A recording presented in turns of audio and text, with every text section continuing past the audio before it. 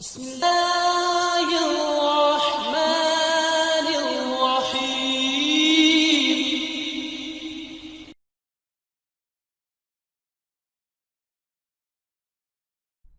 الحمد لله وسلام على عباده الذين اصطفى. آیات مبارکہ 38، 39 اور 40 کی آپ حضرات و خواتین نے تلاوت کی. پہلی دو آیات کے الفاظ شریفہ کے معانی اور بامحاورہ ترجمہ عرض کیا جا چکا ہے، اور ان میں جو بات بیان کی ہے اس کا خلاصہ یہ ہے کہ جب ہم نے آپ کی اماں کی طرف وحی کی، جو وحی کی یہ کہ اسے صندوق میں ڈالو اور پھر اس صندوق کو دریا میں ڈالو، تو دریا اسے کنارے پہ ڈال دے گا، اس کو میرا اور اس کا میرا دشمن اور اس کا دشمن پکڑے گا، اور میں نے تجھ پر انوکھی محبت ڈالی اپنی جانب سے تاکہ تو میری آنکھ کے سامنے پرورش پائے.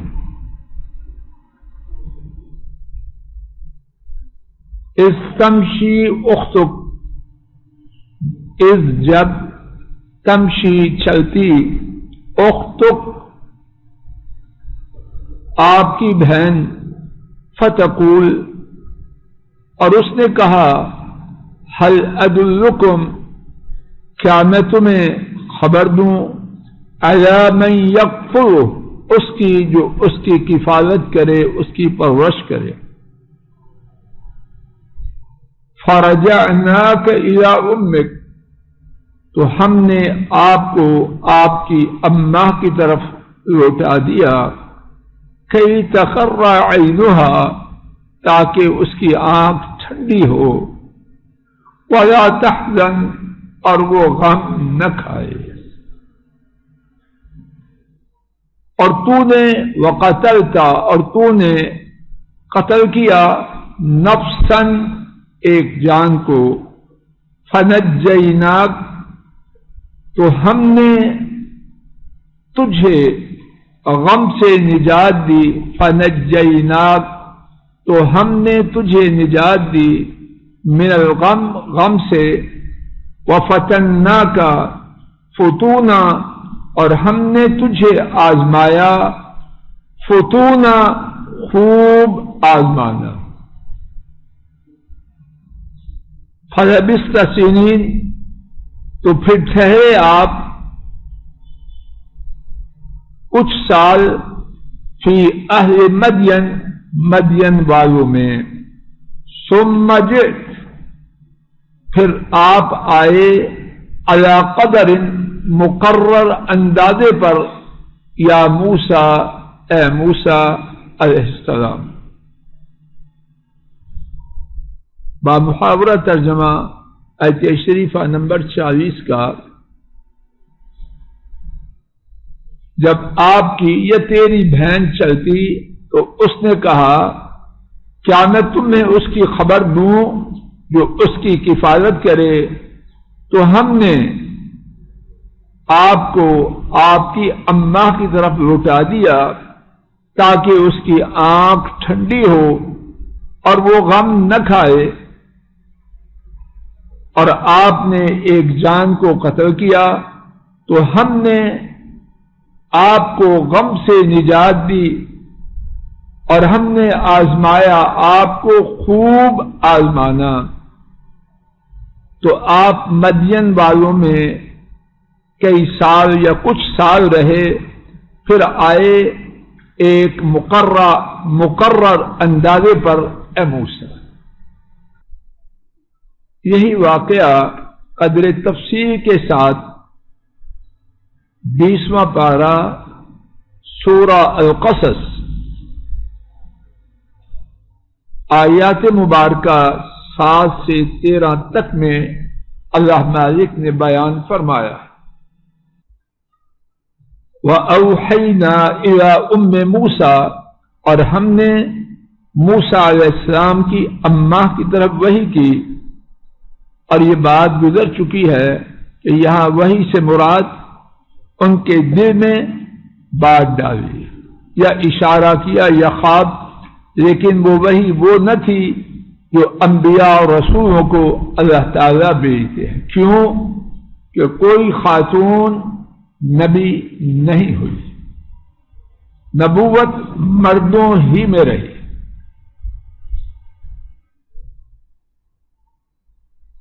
بس جب تو اس پر خوف کھائے، اس پر ڈرے، تو اسے دریا میں ڈال دیجیے۔ وَلَا تَخَافِي، اور تم خوف نہ کھاؤ، وَلَا تَحْزَنِي، اور تم غم نہ کرو۔ إِنَّا رَادُّوهُ إِلَيْكَ، یقیناً ہم اسے تیری طرف لوٹانے والے ہیں۔ اللہ اکبر! کتنی انسانوں کے حساب سے بڑی بات! خون کے پیاسے کی حکمرانی میں اس دریا میں ڈالنے کا حکم دیا جا رہا ہے جو اس کے محلات کے پڑوس سے گزرتا ہے،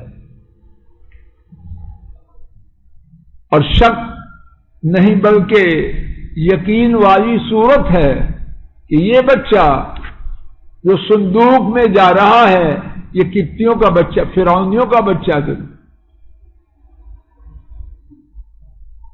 لیکن رب ذوالجلال اپنے کاموں میں زمینی اسباب کے محتاج نہیں۔ سارے زمینی اسباب برعکس ہیں، لیکن مالک جو چاہیں سو ہوتا ہے۔ اللہ! اور یہاں میرے اور آپ کے لیے بہت بڑا سبق ہے۔ ہماری ایک بڑی اکثریت جب زمینی اسباب اپنے موافق نہیں دیکھتے تو سانس ان کا اکھڑ جاتا۔ مجھے ایسا نہیں کرنا چاہیے، اور کسی کو بھی نہیں کرنا چاہیے۔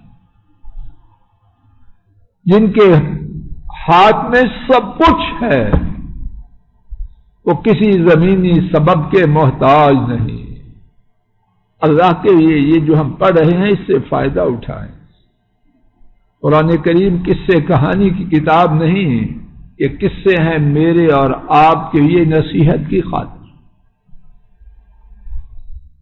دل چاہتا ہے کہ بار بار اسی کو دہراتے اِنَّا رَادُّوهُ إِلَيْكَ۔ کوئی ایسی بات نہیں جو واپس لوٹ کے آنے والی ہو، اور پھر جو آگے کارروائی ہو رہی ہے کہ اس دریا سے گزرے جو اس کے محل کے پڑوس سے ہو، تو بچے گا کیسے؟ وَجَاعِلُوهُ مِنَ الْمُرْسَلِينَ، اور یہی نہیں کہ تیرے پاس آئے گا، اور اس کو کرنے والے ہیں رسولوں سے۔ انسانوں میں سب سے بلند بالا اللہ کے انبیاء اور رسول۔ اللہ نہ کرے گستاخی، یہ چھری کے نیچے آئے ہوئے، صرف بچانا نہیں، اور صرف بچانے کے بعد ماں کے پاس لانا نہیں، بلکہ اس کے ساتھ تاج رسالت بھی ان کے سر پر سجانا ہے۔ فَالْتَقَطَهُ آلُ فِرْعَوْنَ، فرعون کے گھر والوں نے اسے اٹھا لیا۔ کیوں اٹھایا؟ لِيَكُونَ لَهُمْ عُدُوًّا وَحَزَنًا، تاکہ وہ ان کے لیے دشمن بنے اور غم کا باعث بنے۔ انتہائی انوکھی قسم کی اور عجیب قسم کی رب کی رحمت ہے کہ نہیں؟ ان فرعون وہامان وجنودہما كانوا خاطئین. یہ انا سے توجہ کیجئے، نگاہیں جمائیے، شاید میں بات کو اللہ کی توفیق سے واضح کر سکوں. یہ جو یقیناً آیا ہے، بعض مفسرین نے لکھا اللہ ان پر رحم فرمائے کہ یہ سابقہ بات کا سبب علت اور وجہ ہے. انہوں نے دریا میں بے یار و مددگار صندوق میں جاتے ہوئے بچے کو اٹھایا. اب وہ بچہ ان کا دشمن بنے، ان کے لیے باعث غم بنے، تو یہ بات مناسب ہے. دونوں باتوں میں میل نہیں، بظاہر بات واضح ہو رہی ہے. اللہ پاک بیان کرتے ہیں ان فرعون وہامان وجنودہما كانوا خاطئین. یہ جو ہونا تھا، کیوں؟ فرعونیوں پر ظلم اور زیادتی نہ تھا، بلکہ کیوں تھا؟ یقیناً فرعون، حامان اور ان دونوں کے لشکر گناہگار تھے. یہ جو ہونا تھا، کیوں؟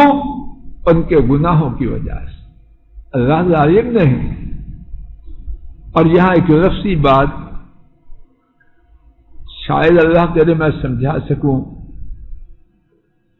ایک ہے خاطئ، ایک ہے مخطئ. بیٹا اس طرح نہیں بیٹھتے. ایک ہے خاطئ، ایک ہے مخطئ. دونوں میں بہت فرق ہے. ایک ہے اخطأ یخطئ اور ایک ہے خطئ یخطأ. جو خاطئ ہے وہ ہوتا ہے جو جان بوجھ کے غلطی کرے. مخطئ وہ ہوتا ہے جو بھول کے غلطی کر جائے. تو فرعونیوں نے،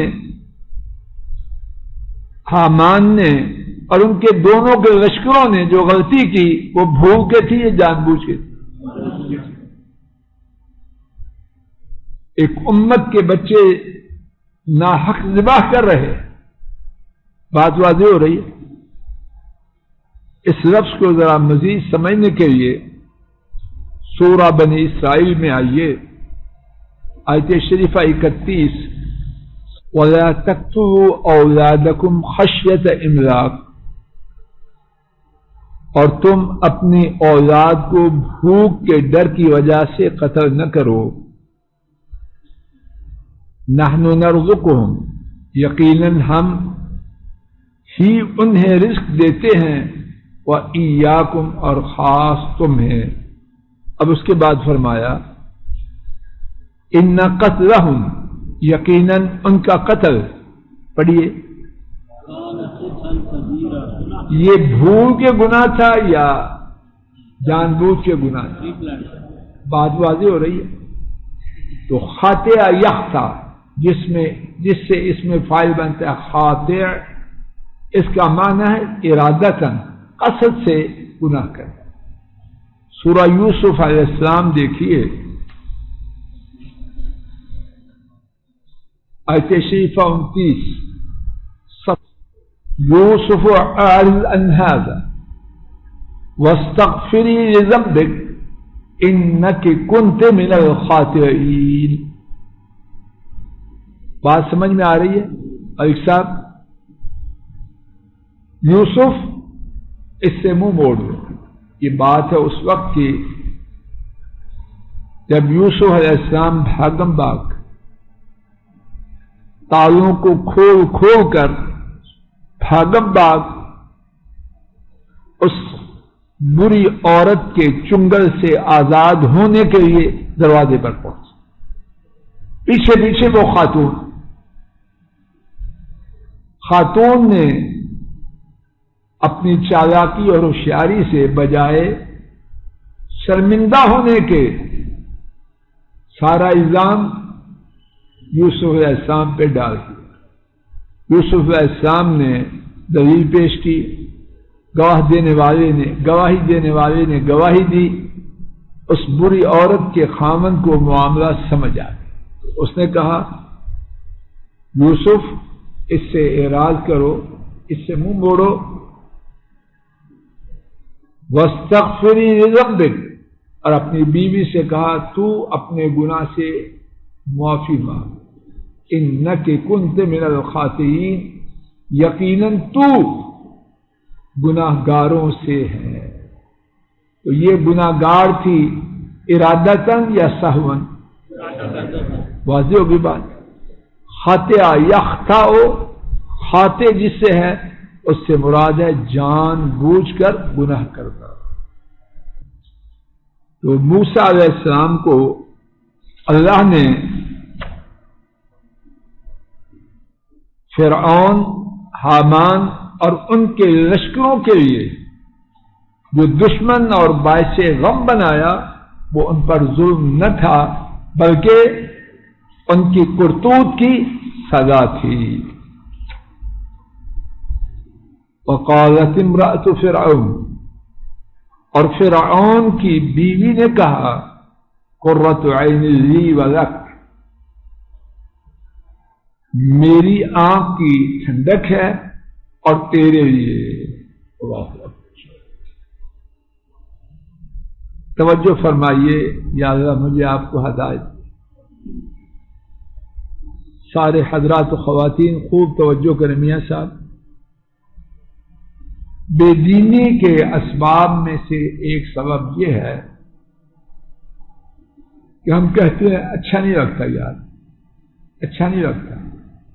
کیا مقصد؟ لوگ اس کو پسند نہیں کریں گے۔ نوجوان بیٹی جب اس کو اللہ ہدایت دیتے ہیں، وہ پردہ کرنا چاہتی ہے، تو اس کی کولیگز، فرینڈز اور شیطان کی چڑیاں کیا کہتی ہیں؟ اچھا نہیں لگتا۔ اسی طرح جب کوئی بندہ سنت کے مطابق چہرہ بناتا ہے تو ایک بہت بڑا سبب یہ یار ٹھیک نہیں لگتا۔ لباس سنت کے مطابق بنانا چاہتا ہے تو کہتے ہیں نہیں یار میں کوئی مچھلیاں پکڑنے جا رہا ہوں، اس قسم کے بکواس کرتا۔ اچھی طرح نوٹ کر، اللہ کرے کہ میں بات کو واضح کر سکوں۔ ہم سمجھتے ہیں کہ لوگوں کے دل ان کے قبضہ میں، عرش والا رب گواہ ہے کسی کا دل اس کے قبضہ میں۔ اگر فرعون کی بیوی ملکہ آسیہ، ان کا دل اپنے قبضہ میں نہیں ہے تو کسی اور کا کیا ہوگا؟ فرعون کے ساتھ رہنے والی اس کی بیوی، اس سے یہ توقع ہو سکتی ہے کہ وہ اس بچے کے لیے اتنی شدید محبت کرے جس بچے کی وجہ سے معلوم نہیں کتنے سینکڑوں ہزاروں میں کتنے بچوں کو ذبح کیا جائے اسی بچے کی وجہ سے۔ تو کیا معلوم ہوا دل کس کے قبضے میں؟ تو میرے اور آپ کے لباس سے، میری اور آپ کی اسلامی شکل و صورت سے کو پسند نہ کرے، یہ کیسے ممکن ہے؟ اللہ چاہیں گے الٹا لٹک کے بھی پسند کرے گا، نہ چاہیں گے جو چاہیں سو کریں ہم لٹک جائیں وہ پھر بھی نفرت کرے۔ یہ بات اوپر سے ہے نیچے سے نہیں، اور عرش والا رب گواہ ہے، زندگی میں یہ مشاہدات دیکھنے والے بہت دیکھتے۔ لا تقتلوا، اسے قتل نہیں کریں، عسى ان ينفعنا، سبحان اللہ، شاید کہ وہ ہمیں نفع دے۔ اور زبان کس کے قبضہ میں؟ فرعون کی بیوی ملکہ آسیہ، اپنے سب سے بڑے دشمن اور جس کا عطا پتہ ہی کوئی نہیں، گمنام یہاں بیگ پڑا ہو تو اس مسجد والے کانوں میں باتیں شروع کریں، پتہ نہیں کیا اس پر گمنام بچہ، اس کے بارے میں یہ الفاظ رب کی مرضی کے بغیر بول سکتے؟ زبان سے یہ الفاظ کس نے نکلوائے؟ انہوں نے جن کے قبضہ قدرت میں زبان تھی۔ ہم چاہتے ہیں لوگوں سے تعریف سنیں، حضرات و خواتین، تعریف کروانے والے اللہ ہے۔ انسان ان کی 100% شریعت کے مطابق الٹ رائے اختیار کرے، اللہ چاہے تو وہ تعریف کرنے پہ مجبور۔ انسان ان کے لیے بھیڑ بکری بن جائے، اللہ نہ چاہیں گے تو مذمت ہی کرے۔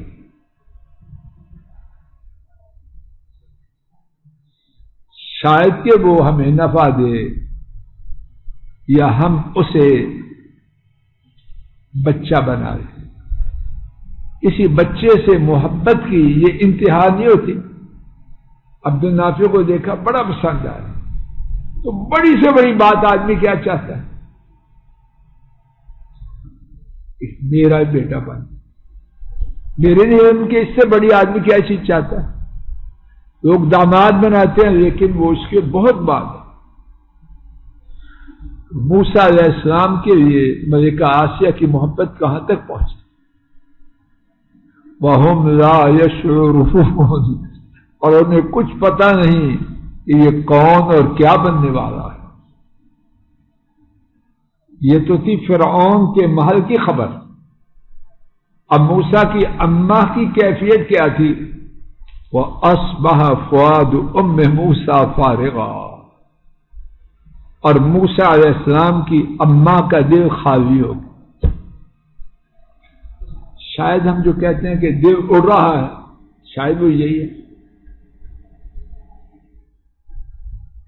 ان قادت لتبدی به،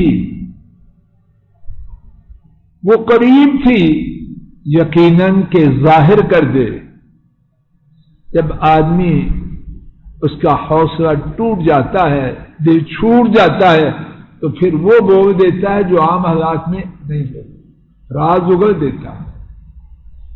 تو اس کی کیفیت یہ تھی۔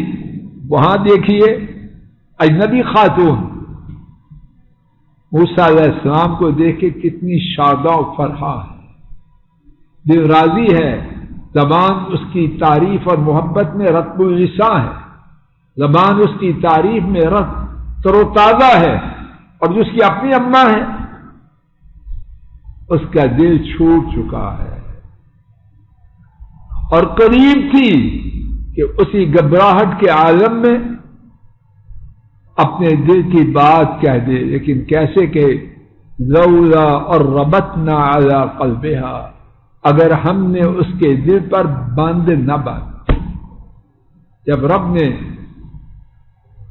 صبر کا بند باندھا ہے، اطمینان اور سکون کا بند باندھا ہے، تو وہ کیسے وہ بول سکتی تھی جو راز اس کے سینہ میں موجود تھا؟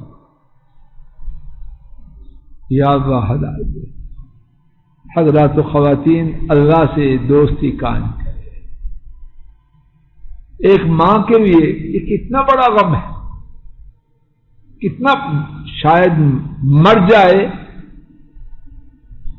غم ہے ماؤں کو، لیکن شاید اتنا نہ ہو جتنا غم بے یار و مددگار دریا میں بچے کو صندوق میں ڈال کر پھینکنے پر۔ دونوں میں کس پر غم زیادہ ہو؟ بے یار و مددگار فوت ہو گیا، بات ختم ہو گئی۔ اور یہ جب مشرقی پاکستان میں جو ہوا سو ہوا، تو جن ماؤں کے نوجوان بچے وہاں رہ گئے، جو سنا یہ دیکھا، زندگی بھر وہ پریشان ہے۔ یہ بھی سنا گیا اگر کوئی دروازے پہ دستک دیتا تو ماں کہتی میرا بیٹا آ گیا۔ تو مر جاتا ہے وہ، یہ بات تو نہیں ہوتی، لیکن رب ذو جلال کی طرف سے حوصلہ اس کا عطا فرمانا اور اس کا صبر دیکھیے، اس اللہ کی طرف سے اطمینان دینے کی وجہ سے کچھ نہیں بول، لِتَكُونَ مِنَ الْمُؤْمِنِينَ، تاکہ وہ ایمان والوں میں سے ہو جائے۔ فَقَالَتْ لِأُخْتِهِ قُصِّي، اور موسیٰ علیہ السلام کی اماں نے ان کی بہن سے کہا اس کے پیچھے پیچھے جاؤ۔ بہنیں بھائیوں سے بڑا پیار کرتی، بہنوں میں بھائیوں کے لیے میرا گمان یہ ہے، بہنوں میں بھائیوں کے لیے بہت وفا ہو، بھائیوں میں بھی ہوتی ہے لیکن شاید بہنوں میں وفا میرا خیال ہے پتہ نہیں زیادہ ہے۔ فَبَصُرَتْ بِهِ عَنْ جُنُبٍ، ان کی بہن نے ایک طرف سے دیکھا، وَهُمْ لَا يَشْعُرُونَ، اور اس انداز سے پیچھے چل رہی ہے اور اس انداز سے دیکھ رہی ہے، وَهُمْ لَا يَشْعُرُونَ، انہیں پتہ بھی نہیں کہ یہ لڑکی کہاں سے آئی، کیوں آئی۔ اب آگے چلیے، وَحَرَّمْنَا عَلَيْهِ الْمَرَاضِعَ، بچہ جس کی خوراک پیدائش کے وقت صرف ماں کا دودھ ہو، اگر اس کے منہ سے ماں کا پستان یا کسی خاتون کا پستان لگایا جائے تو فطری تقاضا کیا ہے، چوس جائے، لیکن اللہ کا حکم بڑوں پر بھی چلتا ہے، بچوں پر بھی۔ جس اللہ کے قبضہ میں آسیہ کا دل تھا، موسیٰ علیہ السلام کی ماں کی زبان تھی، اسی رب کے ہاتھ میں موسیٰ علیہ السلام کی زبان ہے۔ وَحَرَّمْنَا عَلَيْهِ مَرَاضِعَ، اور ہم نے ان پر تمام دودھ پلانے والی حرام کر۔ اب شاہی محل میں بچہ آئے، ملکہ کو اتنا پسند ہو تو دودھ پلانے والیوں کے اکٹھا کرنے میں کوئی کوتاہی ہوئی ہوگی، کتنی آئی ہوگی، لیکن وَحَرَّمْنَا عَلَيْهِ مَرَاضِعَ، موسیٰ علیہ السلام کس طرح کسی کا دودھ پئیں جب عرش والے رب نے ان کے دودھ پینے کو ان پر حرام کیا ہے۔ وقت ہوا چاہتا ہے، انشاءاللہ یہیں سے آئندہ سبق کا آغاز ہوگا۔ اللہ تعالیٰ اپنے فضل و کرم سے کہنے سننے کی غلطی کو معاف فرمائے۔ ربنا تقبل منا انك انت السميع العليم، وصلى الله تعالى على خير خلقه وعلى آله واصحابه واهل۔ السلام علیکم ورحمۃ اللہ، یہ ڈاکٹر فضل الہی صاحب کا آفیشیل یوٹیوب چینل ہے، اس کو لائک، سبسکرائب اور شیئر کریں اور بیل آئیکن پریس کریں تاکہ نئے آنے والی ویڈیوز کا نوٹیفیکیشن آپ کو موصول ہو سکے۔ جزاکم اللہ خیر۔